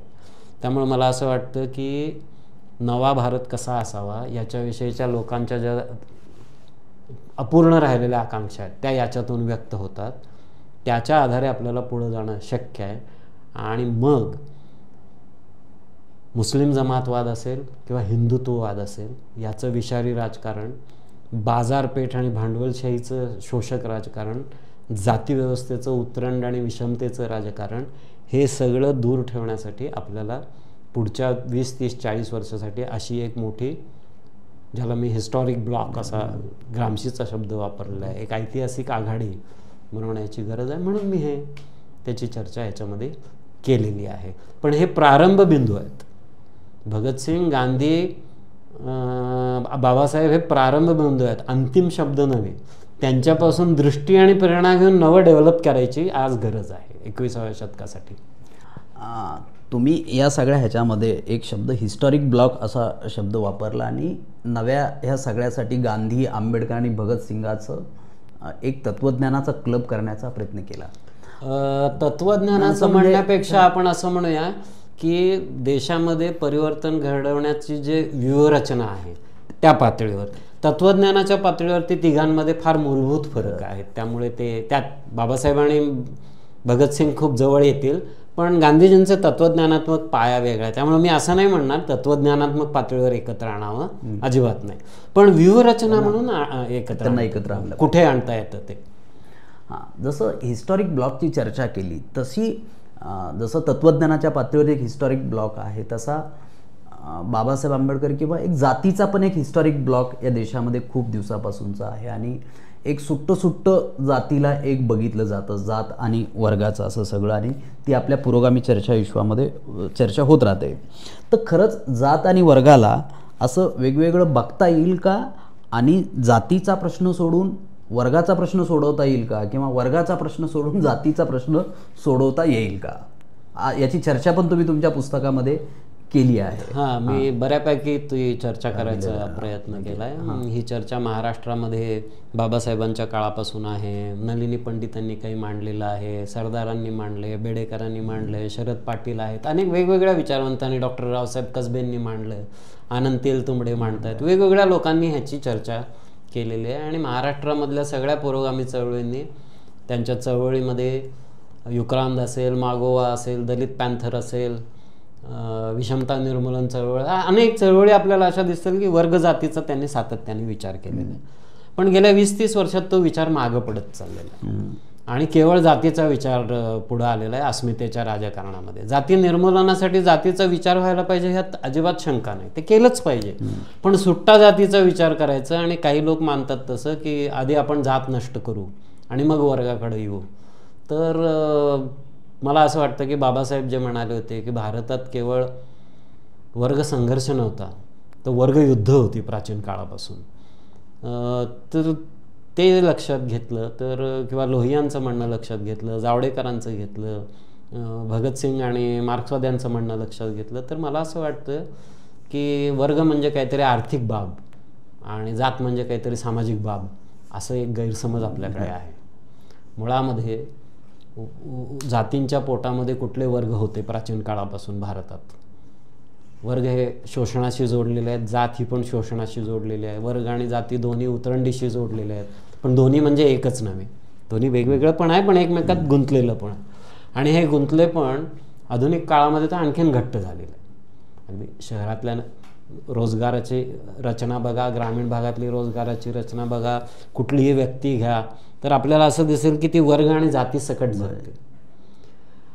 आता तो भांडवलदार असो, तो कलेक्टर असो, तो ब्राह्मण असो, तो मराठा असो, तो दलित असो, तो ओबीसी असो, एकाच वेळेला तो कुठल्या तरी वर्गात पण आहे, कुठल्या तरी जातीत पण आहे. आणि खरं म्हणजे याला जेंडरचा पण आयाम आहे, म्हणजे लिंगभावभेद ज्याला म्हणून, पुरुष आहे का स्त्री आहे किंवा अन्य जेंडरपैकी आहे का. तर हे सगळे आयाम वैचारिक पातळीवर चर्चा करण्यासाठी, विश्लेषण करण्यासाठी वेगळे काढून बघावे लागतात. ते बरोबर आहे, पण त्याचा अर्थ प्रत्यक्ष जीवनामध्ये ते वेगळे असतात असं नाही. या सगळ्या आयाम एकमेकाशी गुंफलेले असतात जैवपणाने. त्यांच्यातून सत्तेची उतरंड असते, सत्ता राबवली जात असते. आणि ब्रिटिश काळामध्ये ते वर्ग आणि जाती रचनेत काय फरक झाला, स्वातंत्र्योत्तर काय फरक झाला. म्हणून इथून पुढे वर्ग नष्ट करायचे तर अविभाज्यपणे जातीचा विचार करावा लागेल. तो का करावा लागेल? जाती नष्ट करायच्या तर अविभाज्यपणाने वर्गाचा विचार करावा लागेल. तो का करावा लागेल याची चर्चा मी केलेली आहे. आणि मला असं वाटतं की जात ही आधी उदयाला आली म्हणून ती आधी नष्ट केली पाहिजे, असं यांत्रिकपणे बघणं बरोबर नाही. कारण मग जातीच्या आधी जर जमाती होत्या का, वेगवेगळ्या ट्राईब्समधून जर जाती निर्माण झाल्या असतील तर त्या जमाती अजूनही आहेत, भटके विमुक्त आहेत, आदिवासी आहेत, वेगवेगळे आहेत. बरं, जमातींच्या आधी जर लैंगिक श्रम विभागणीवर आधारलेली विषमता आली का, तर आपल्याला खूप असं मागं जावं लागेल. मग कोणी असं म्हणेल की आधी स्त्री पुरुष विषमता नष्ट करा, मग जमातीकडे या, मग जमातींची विषमता नष्ट करा, मग जातींकडे या. तर हे अशक्य आहे, कारण लैंगिक श्रम विभागणी, जमातीय श्रम विभागणी, जातीय श्रम विभागणी आणि आधुनिक भांडवली श्रम विभागणी ही आता एक असे रसायन बनलेलं आहे. आणि ज्याच्यामध्ये capital has become the dominant force. भांडवल या सगळ्यांना वापरत आहे सतत. कमी जातीचा वापर कशासाठी केला जातो? बेरोजगारी निर्माण करण्यासाठी पण केला जातो. श्रमाचं वेतन कमी ठेवण्यासाठी सुद्धा निर्माण केला जातो. धर्माचा वापर मुस्लिमांचे स्वस्त श्रम वापरण्यासाठी केला जातो. दलितांचे श्रम स्वस्तात वापरण्यासाठी केला जातो. सेवा घेण्यासाठी केला जातो. म्हणजे जात असो, वर्ग असो, स्त्री असो, जमात असो, त्याचं ज्याला राजकीय अर्थशास्त्र म्हणतात आणि त्याचं जे सत्ता कारण आहे, ह्या दोन गोष्टी जरी लक्षात घेतल्या तर मग आपल्याला शोषणाची उतरंड समजायला लागते. मग आपल्याला कळेल की काँग्रेस काय राजकारण करतं, भाजप काय, हिंदुत्ववादी काय राजकारण करतात, मुस्लिम जमातवादी काय राजकारण करतात, त्यातले जे काही उच्चवर्गीय आहेत ते काय राजकारण करतात. आणि मग जनतेचं राजकारण म्हणजे खरं प्रजासत्ताक पुढं नेणं जे आहे, संविधानाच्या आपल्या पहिल्या पानामध्ये जे सांगितलेलं आहे उद्देशिकेमध्ये किंवा प्रास्ताविकामध्ये, ते राज्य जर आणायचं असेल तर या सगळ्याचा विचार का आणि कसा केला पाहिजे याची चर्चेची, मंथनाची, नव्या राजकारणाची गरज आहे. ती का आणि कशी आहे ह्याची चर्चा आपण सत्ता बदलमध्ये करायचा प्रयत्न केलेला आहे. याला जोडून आणि तुमच्या पुस्तकामध्ये पण ती चर्चा आलेली आहे की आता आपल्याकडं प्रश्नांकडं सुट्ट पद्धतीनं बघितलं जातं का, आणि या सुट्ट बघण्यामुळंच आत्ता जे पुरोगामी विचारविश्व जे आहे ते कोंडीत सापडलं आहे का, की जसं म्हणालं की जात आणि वर्ग वेगवेगळं सुट्ट बघितलं जातं आणि या सगळ्यातून जे कोंडीत सापडले तर यासाठी एक नवी वैचारिक चळवळ उभा करण्यासाठीची एक गरज आहे का, आणि त्यासाठी काय करायला लागेल? हे अगदी बरोबर आहे की लोकांनी तुकडे कप्पेबंद केल्यामुळं ते कोंडीत अडकलेले आहेत. त्याच्यात पुरोगामी पण येतातच. मग दोन प्रकारचे ते कोंडी आहेत. एक म्हणजे आपापल्या विचारसरणीची एक चाकोरी बनवायची आणि दुसरं म्हणजे आपापल्या कार्यक्षेत्राची एक चाकोरी बनवायची. अकादमिक क्षेत्रात आपल्याला असं दिसतं की हे इकॉनॉमिक्स वेगळं, हे पॉलिटिक्स वेगळं, हे इतिहास वेगळा, हे समाजशास्त्र वेगळं. MA झालेला एक चांगला कार्यकर्ता, मला अनुभव आहे, त्याला पूर्णवेळ कार्यकर्ता म्हणून तो बरीच वर्ष काम करत होता. त्याला मी एकदा असं म्हटलं होतं की महाराष्ट्राचा नकाशा बघ, मी आत बसलो होतो, बाहेर जाऊन जरा प्लीज नकाशा बघ हॉलमधला, आणि मला असं सांग की मला पुण्यातून मराठवाड्यात जाऊन विदर्भात जायला सोयीचा मार्ग कुठला आहे. तो जाऊन आला नकाशा बघून आणि मला म्हणाला मी MA मराठी आहे, मला सांगता येणार नाही. आता ही वास्तव परिस्थिती आहे आणि ही का निर्माण झालेली आहे, तर हे शिक्षक आणि प्राध्यापकांमध्ये सुद्धा आपल्याला अनेकदा आढळतं. म्हणजे शालेय शिक्षक नाही, शालेय शिक्षकांना सगळे शिकवावे लागतात, पण मग काय होतं की तुम्ही आधी तुकडे करता, अभ्यासासाठी तुकडे केले पाहिजेत, पण हात कापला पाय कापला असं तुम्ही केल्यानंतर बॉडीची डेड होते. ती डेड झालेली हातपाय शिवून सुद्धा ती पुन्हा जिवंत बॉडी बनत नाही. आजच्या भांडवलशाहीचा ज्ञानव्यवहार असा होऊन बसलेला आहे की तिनं तुकडे केलेले आहेत, त्यामुळं समाजाचं वास्तव जे जिवंत आहे ते वैचारिक पातळीवर डेड मृत म्हणून येतं, ते उत्तरच देत नाही. आजचं अर्थशास्त्र उत्तर का देऊ शकत नाही एवढ्या मोठ्या कोंडीवर? आजचं अर्थशास्त्र ज्या वेळेला 2008ची महामंदी आली, वित्तीय अरिष्ट आलं, त्यावेळेला इंग्लंडचे बँक ऑफ इंग्लंडचे जे अर्थतज्ञ होते त्यांना राणीनं विचारलं होतं की आधी कोणालाच का नाही अंदाज आला, तर ते अर्थतज्ञ म्हणाले की भूकंप किंवा रोगसाथीचं सांगता येतं का, तसं म्हणे आर्थिक मंदीचंही सांगता येत नाही, मग अर्थशास्त्राचा उपयोग काय? तर तो प्रॉब्लेम असा झालेला आहे की असं तुकड्यात तुकड्यात बघितल्यामुळे प्रत्येक क्षेत्रात कोंडी आहे. त्यामुळे ज्ञानाच्या क्षेत्रातली कोंडी मोडली पाहिजे. मग तुम्हाला माहिती आहे युनिव्हर्सिट्यांमध्ये इंटरडिसिप्लिनरी आलं, मग आता ट्रान्सडिसिप्लिनरी आलं, पण तरीसुद्धा मी मगाशी म्हटलं तसं निर्जीव झालेले हातपाय जोडून नाही ना हो तुम्हाला करता येत. चळवळीमध्ये सुद्धा कळत न कळत आम्ही आंबेडकरवादी, आम्ही मार्क्सवादी, त्यात पुन्हा आंबेडकरवाद्यांमधले काय ते दुरुस्त नादुरुस्त वगैरे वगैरे, मार्क्सवाद्यांमधले उजवे डावे वगैरे, गांधीवाद्यांमधले वेगवेगळे, म्हणजे प्रत्येकाने स्वतःचे कप्पे केल्यामुळे ना संकुचित झापडं लागल्यामुळे त्यांना वास्तव पकडता येईना झालं आहे, लोकांचं मानस पकडता येईना झालेलं आहे. त्यामुळे लोकांपासून हे सगळे लोक तुटलेले आहेत. तुम्हाला असं दिसतं की ममता बॅनर्जी आणि काँग्रेस कमबॅक करतायत, आंबेडकरवादी, लोहियावादी, मार्क्सवादी आणि ही जी काही सगळी मंडळी आहेत गांधीवादी, ही मात्र कमबॅक करू शकत नाहीत, कारण ती ह्या ट्रॅपमध्ये अडकलेली आहेत. त्यांनी प्रॅक्टिकल होण्याबरोबरच एकात्मिक दृष्टिकोन का स्वीकारला पाहिजे हा मुद्दा आहे. फार पूर्वी D.K. बेडेकरांनी दुसरं प्रबोधन असा शब्द वापरला होता, सेकंड रेनेसा असंही त्याला म्हटलं गेलेलं आहे. आणि भारतामध्ये आत्ता स्वातंत्र्य चळवळ ही 18व्या-19व्या शतकापासून ज्या प्रकारचं प्रबोधन सुरू झालं त्यातून पुढची स्वातंत्र्य चळवळ आकाराला आली.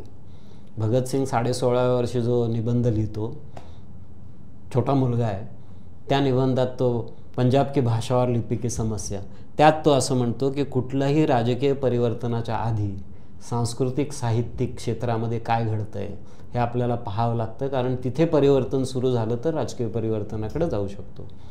मुद्दा असा आहे की तुम्ही जे प्रश्न विचारलात, आता महाराष्ट्रामध्ये आणि भारतामध्ये एका नव्या मोठ्या परिवर्तनवादी सांस्कृतिक सामाजिक प्रबोधन चळवळीची गरज आहे. त्यात सगळ्यांनी एकत्र आलं पाहिजे, त्यातून एक नव्या भारताचं स्वप्न उभं केलं पाहिजे, नव्या पद्धतीने, म्हणजे प्रत्येक प्रश्न संकल्पनेचा अर्थ उलगडला पाहिजे. लोकशाहीचा अर्थ आजपर्यंत जो धरला आहे तोच खरा आहे का नवा आहे, धर्मनिरपेक्षतेचा अर्थ कसा बदलला पाहिजे, संस्कृतीचा अर्थ कसा घेतला पाहिजे, या सगळ्याची चर्चा मी मुद्दामच सत्ता बदलमध्ये खूप मोठ्या प्रमाणावर केली आहे.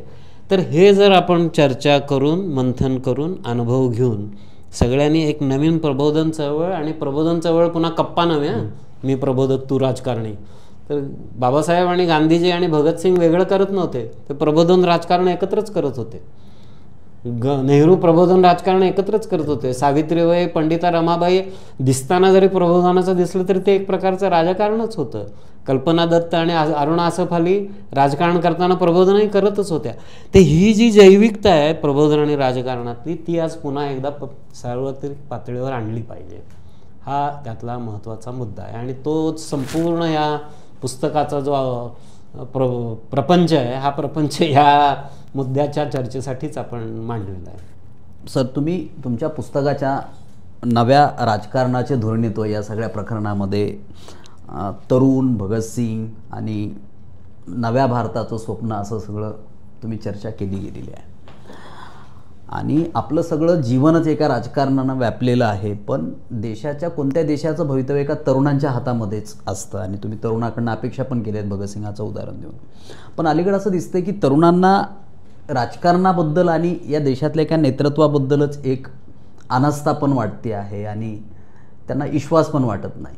ही अनास्था आणि हा अविश्वास त्यांना इथल्या नेतृत्वाबद्दल किंवा राजकारणाबद्दल का वाटतो आहे?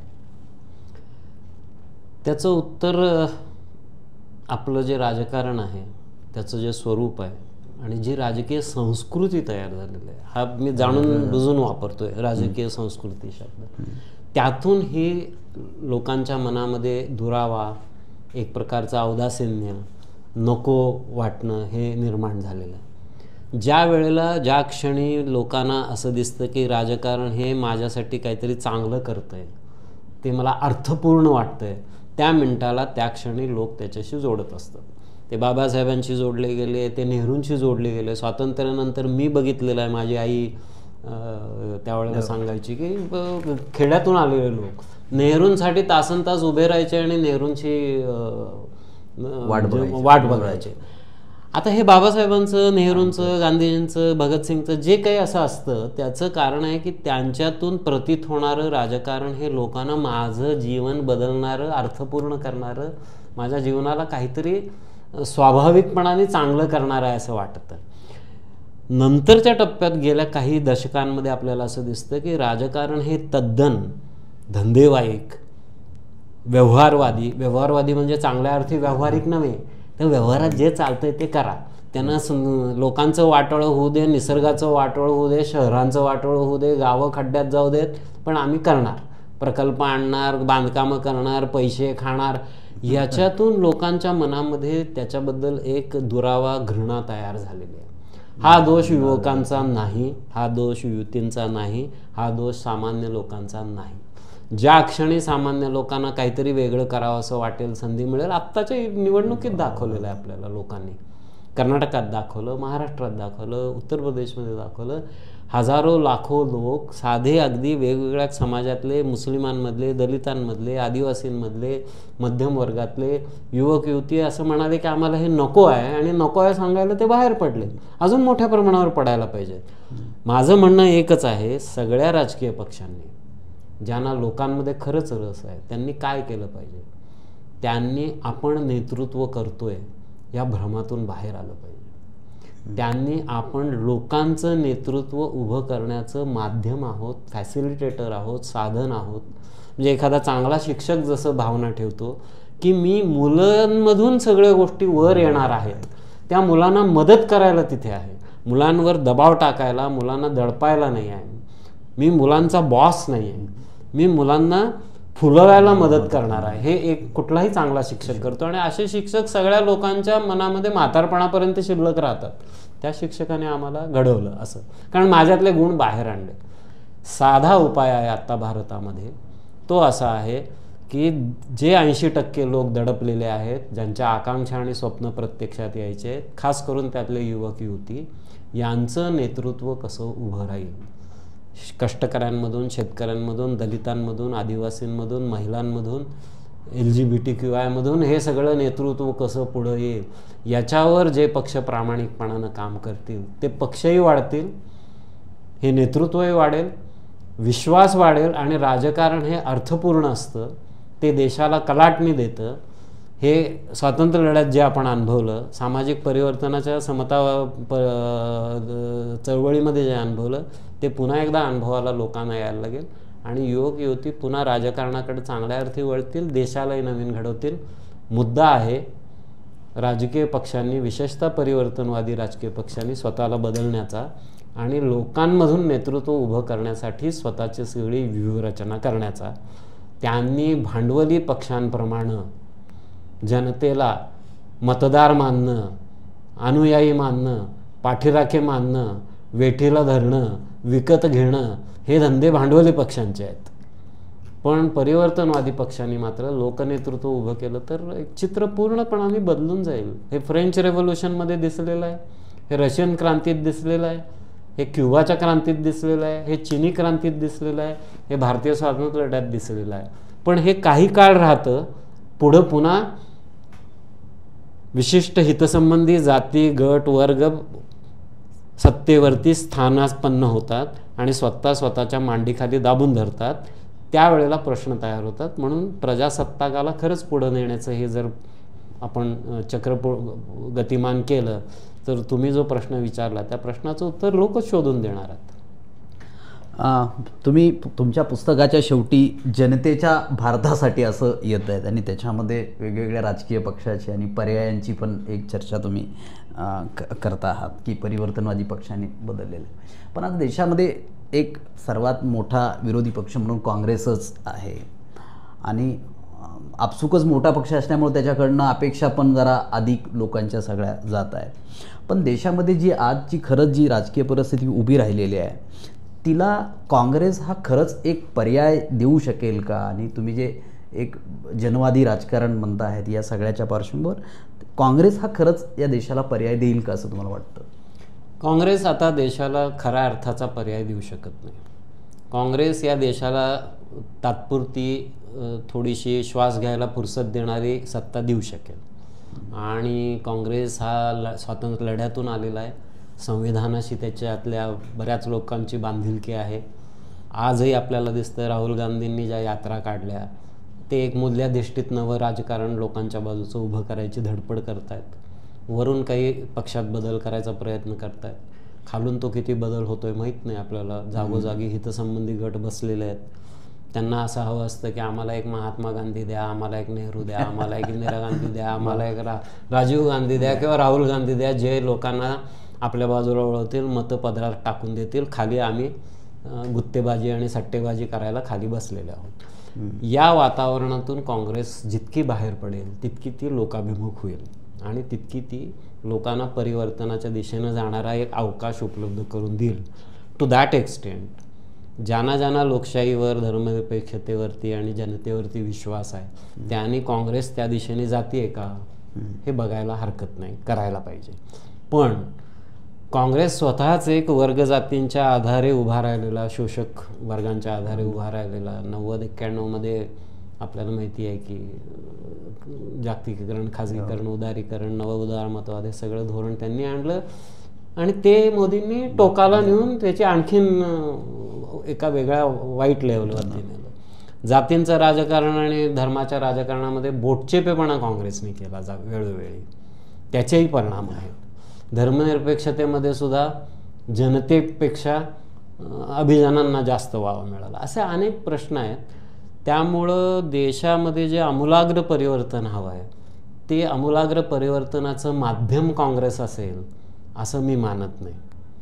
पण भगतसिंगांकडून आपण एवढं शिकू शकतो. HSRAकडून त्यांनी काय केलं होतं ते असं म्हणाले की काँग्रेसमधला नेहरूंच्या नेतृत्वाखालचा जो गट आहे जनतेच्या बाजूचा आहे त्याला सपोर्ट द्या, बाहेर मात्र क्रांतिकारक चळवळ आपण उभी केली पाहिजे. बाबासाहेबांनाही बाहेर चळवळ उभी करावी लागली.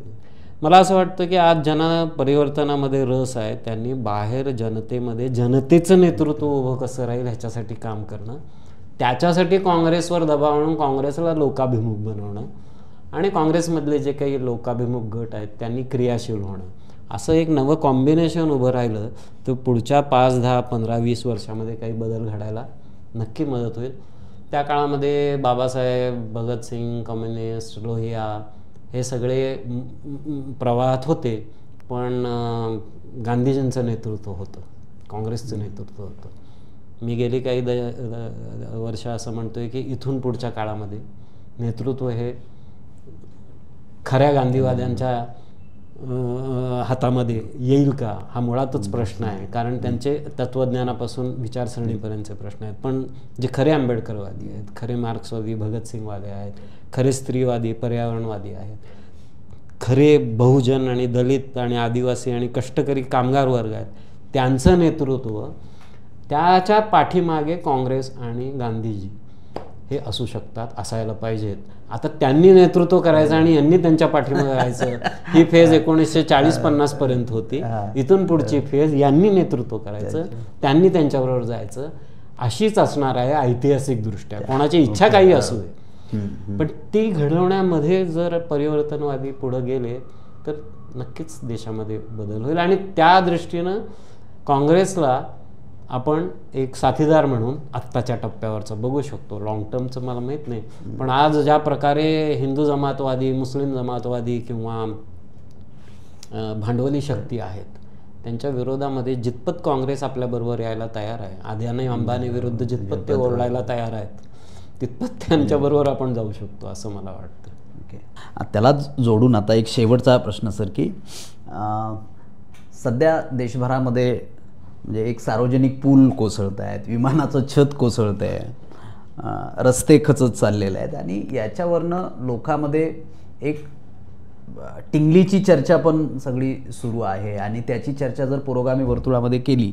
आपण किंवा त्याच्यावर प्रश्नचिन्ह उभा केले तर साधारणतः हे विकासी लोक, विरोधाचे म्हणजे विकासाचा विरोधी असणारे लोक आहेत अशी सगळी चर्चा होते.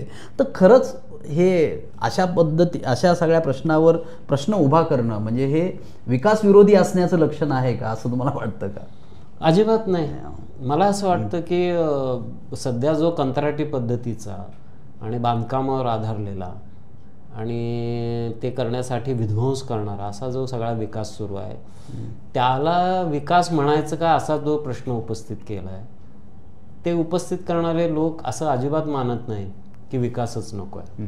त्यांचं म्हणणं असं आहे की विकास तोच जो 90% लोकांना सुरक्षितता आणि शाश्वत जीवन देईल. शाश्वत म्हणत असताना पर्यावरणासकट सगळे प्रश्न येतात, सुरक्षितता म्हणत असताना समतेचे प्रश्न येतात, समता असल्याशिवाय सुरक्षितता येत नाही. हे सगळं चालायला लोकशाहीची गरज असते. त्यामुळं लोकशाही किती पुढं गेली, सुरक्षितता किती पुढे गेली, सगळ्यांचे मूलभूत अधिकार आणि निवासाचे प्रश्न, घरांचे प्रश्न, पाण्याचे प्रश्न हे प्रत्यक्षात कसे आले. तुम्हाला इन्फ्रास्ट्रक्चर, संरचनात्मक सुविधा उभ्या करायच्या तर तुम्ही गावागावांमध्ये काय करताय, शहरी वस्त्यांमध्ये काय करताय, असे प्रश्न उपस्थित करणं ह्यानं विकास विरोधी नाही तर विकास हा लोकाभिमुख कसा करायचा असा मुद्दा आहे.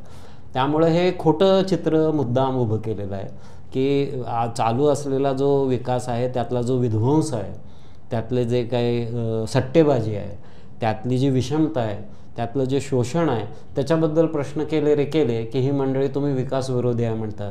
जसं राष्ट्र कोणाचा असा प्रश्न फुलेंनी आणि आंबेडकरांनी उभा केला, राष्ट्र कोणासाठी, की ते राष्ट्रविरोधी झाले.